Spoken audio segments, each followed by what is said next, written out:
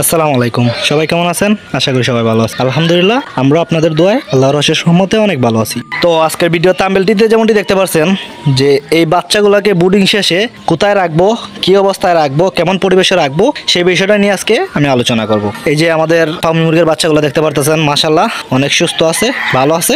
আর এগুলো তো দেখতে পারতেছেন মাশাআল্লাহ কত কিউট আছে। তো সবাই আমাদের এই বাচ্চাগুলোর জন্য দোয়া করবেন। তো এখন চলেন আমি আপনাদেরকে দেখাই ফার্মি মুরগির বাচ্চাগুলো যখন বুডিং শেষে 10 দিন 12 দিন কিংবা 13 দিন একটা না বুডিং করব, এখানে বুডিং শেষে এই বাচ্চাগুলোকে কোথায় রাখবো আমি সেই জিনিসটা দেখাই।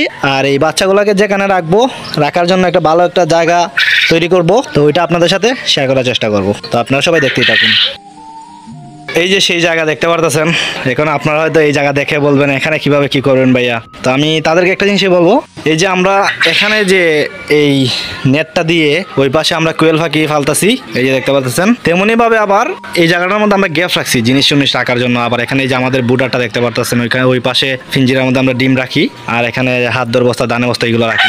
তো সেম ভাবে আমাদের তো অল্প পরিমাণে মুরগ, তো এত বড় হামার তো এই মুরগগুলোর জন্য লাগে না। তো ওইটার জন্য আমরা করবো কি, এই যে এই ফিলারটা দেখতে পারতেছেন, এই যে এই ফিলারটা আর ওই যে এই ফিলারটা, এই দুটোটা ফিলারের মধ্যে বরাবর এই বরাবর আমরা নেট কিনে আনছি বাজার থেকে।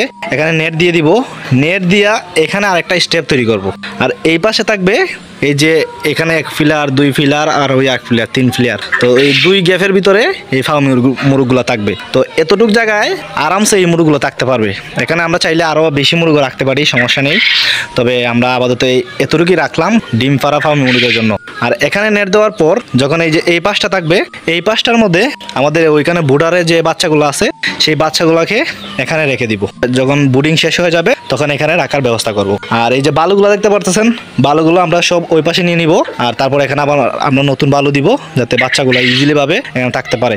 আর কেননা কারণ এই বালুগুলো কেন এখান থেকে সরিয়ে ফেলবো, কারণ এই ফার্মি মুরগের বিট আর ছোট বাচ্চা ফার্মি মুরগের বিট তো সেম, বাট তারপরও বয়সের একটা গ্যাপ আছে, বুঝছেন। তো ওইটার জন্য এখান থেকে বালুগুলো সরিয়ে ফেলবো।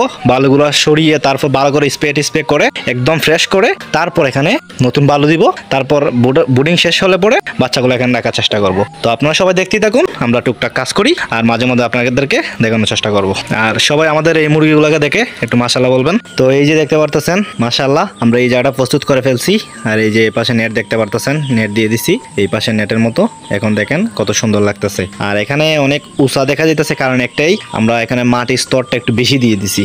কারণ হলো গিয়া এই বালুগুলো রাখার জায়গা নাই, যার কারণে এখানেই মোটা স্তর দিয়ে দিছি। কিছুদিন পর আমরা এখান থেকে আবার কিছু মাটি ওই পাশে দিয়ে দিব বড় মুরগির এখানে যদি মাটি বেশি দেই তাহলে দেখা যায় কি বড় মুরগগুলা গর্ত করে থাকতে পারে, যার কারণে আমরা এই পাশ থেকে মাটিগুলো ওই পাশে নিয়ে যাব। আর এই যে এখানে দেখতে পারতেছেন মাশাআল্লাহ যথেষ্ট সুন্দর একটা প্লেস হয়েছে। আর আজকে আমাদের প্রায় মুরগির বাচ্চাগুলার 13 দিন প্লাস হয়ে গেছে। তো ওই মুরগিগুলারে বোর্ডিং থেকে এখানে নিয়ে আসবো। আর সাথে সাথে আজকে 12 দিনের একটা ভ্যাকসিন আছে, গাম্বুরা ভ্যাকসিন, সেই ভ্যাকসিনটা দেওয়ার চেষ্টা করব। তো আপনার সাথেই থাকেন, আমি আপনাদেরকে দেখানোর চেষ্টা করব।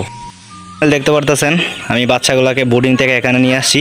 আর এই যে দেখেন মুরগের বাচ্চাগুলো মাশাআল্লাহ সুস্থ সবল আছে, জনজন আছে। সবাই দেখে একটু মাশাআল্লাহ বলবেন। আর যারা কিনা এই বিষয়ে অভিজ্ঞ আছেন তাদের কাছ থেকে একটা জিনিস জানতে চাই যে এরকমভাবে ওই পাশে বড় মুরগ এই পাশে ছোটো মুরগ কোনো প্রবলেম হবে কিনা, যদি জেনে থাকেন তাহলে আমাকে অবশ্যই কমেন্টে বলে যাবেন। তো এইটা ছিল আজকের ভিডিও।